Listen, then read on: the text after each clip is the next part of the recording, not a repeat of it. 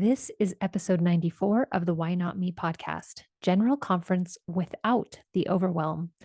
I'm your host, Danita Brummer. In this podcast, I help spiritual moms heal to feel whole and be successful, because when you heal yourself, you heal generations. All right. Don't forget to enter the podcast giveaway. You know that before you know it, it's going to be October 18th, and you're going to look at your calendar and be like, oh crap, I never entered the giveaway. I know you want some Apple AirPods, and you can increase your odds if you tell all your friends. So help me get to 10,000 downloads by sharing the podcast, by leaving ratings, by leaving reviews. And if you do that, head on over to the link in the description and enter to win a pair of Apple AirPods. They're my favorite piece of tech. I hope you win. Okay, I want to just talk to you briefly about General Conference. As of recording, we're a little more than 2 weeks out from General Conference, and I've been thinking a lot about preparing for conference just for myself in general. And I thought I would share some tips with you so that you can maybe avoid the conference overwhelm. I know lots of us get overwhelmed by all the talks, all like it's like spiritual overwhelm, right? And I have some practices that I utilize, not perfectly, but sometimes. And I thought I would share them with you. The first one is to think about, what questions or prayers do you have? What worries you? What keeps you up at night? What do you desire? What do you want the Lord to help you with? When you get really clear on what those questions, struggles, desires are, then you can listen to General Conference and only listen for the things that will help you with your specific prayer. I highly recommend that you only have one prayer, but sometimes we might have, two or three things that we're thinking about. Our stake just recently had a stake conference, and I always go to all of my church meetings with a journal and a pen and my scriptures. I don't know, it's just my thing. And we rushed to stake conference. We were a little bit late. And then at the very beginning, the speaker had already started speaking. I kind of blocked him out. And I was just thinking about, what do I need? What are my prayers? What do I want? Answer, guidance, direction from the Lord on. And I wrote those few things down, and then I tuned back into the speaker. So ideally, we'll have these things prepared ahead of time, which is why I'm bringing this to you now, a couple weeks before conference, than just the week or the day before conference. Think about and take your time with this. Think about, what is it that I want to know? And then when conference comes around, remind yourself of what these things are and listen with an ear directly toward those things. Okay. So I'm just going to give an example. If you have a worry about one of your children, let's say, I think this is a very common thing, especially for moms, and your prayer is, Lord, help me understand what I need to do. Give me inspiration. Enlighten my mind. How can I help this child with what they're struggling with? Then when you hear things in conference, you can interpret them directly to the answer to that question, right? This will help us filter all of the different topics, all of the different amazing nuggets and, music and all of it. If you have this filter of, what am I bringing in prayer to General Conference, then you can just block out all the rest and just focus on your specific prayer. Okay, so this leads into, give yourself permission to pace. conference, it's a lot. It's lots of hours of sitting still and listening.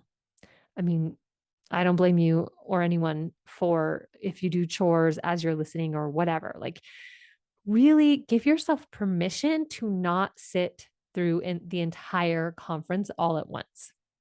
Now, if you want to, if that works for you, awesome. But for so many of us, it's just overload, it's just overwhelm, it's too much input all at once. And I think we have this kind of idea that everybody should gather with their perfect little families and turn conference on, and everyone should be perfectly silent and reverent. Maybe the little kids are playing like conference bingo or something. But otherwise, we should sit there for what? 2, 4, 6, 8, 10 hours across the course of 2 days. And that's how it should be. Not all of us are equipped to be able to handle that. And it's okay. Isn't it so wonderful that we live in a time where video and audio and print of conference is available to us very shortly after conference? So give yourself permission to pace yourself. Give yourself permission to take some time away if you're just feeling overloaded and you need to go to a different room for one talk, or I don't know, for one session maybe. Do that. If you can't make it to conference and you're relying on, a podcast app or the library tools after conference, that's okay too. We all come at this in different ways. And so that's one of my tips, is to figure out what works for you. Give yourself permission to pace yourself or to just not be there if it's too much for you. And I would also include in here is to move your body as you need to. If you need to get on the floor and stretch as you're listening, if you need to walk around, like, our bodies are not meant to be that sedentary for that long. And it can actually help us focus more when we allow our bodies to move. So, full permission to do all of that. When I first went to the temple, I had a good friend who gave me the most amazing piece of advice, and I think it applies to conference as well. He told me that the temple, the endowment, would be really overwhelming, and to not try to get every little piece of information all at once and to just let it wash over me. And I think that we can do this for general conference as well. Don't try to let all of it land right now, right in this moment. Let it wash over you. Trust that whatever you need to hear will come to you. And speaking of what do you need to hear, don't take notes on what people say. If you're trying to transcribe everything that all the speakers are saying, first of all, your hand is going to get really sore. And second of all, that's just going to be really overwhelming. I mean, who wants to go back to 15 pages of notes, right? Take notes only on what the Spirit says to you. Remember? So, what the Spirit says to you in relation to your questions. Sometimes you might have an answer to something that you weren't even asking about. That's totally fine too. But pay specific attention to what the Spirit says to you. And to my friends out there who feel like you really struggle with feeling or hearing the Spirit, pay attention to just what punches you in the gut. What makes you go, yes? What sparks ideas? What brings up emotion? Now, it might not all be positive emotion, right? But these are the things, these are the little clues for how the Spirit might speak to you. Don't try to remember it all at once. This is why we take notes. And I do recommend that we take notes because we learn more. Like, studies show that we learn more when we take notes. But if you need to take a break from taking notes, that's fine too. Just know that you can come back to these concepts as needed. I don't think that God wants conference to be a drudgery.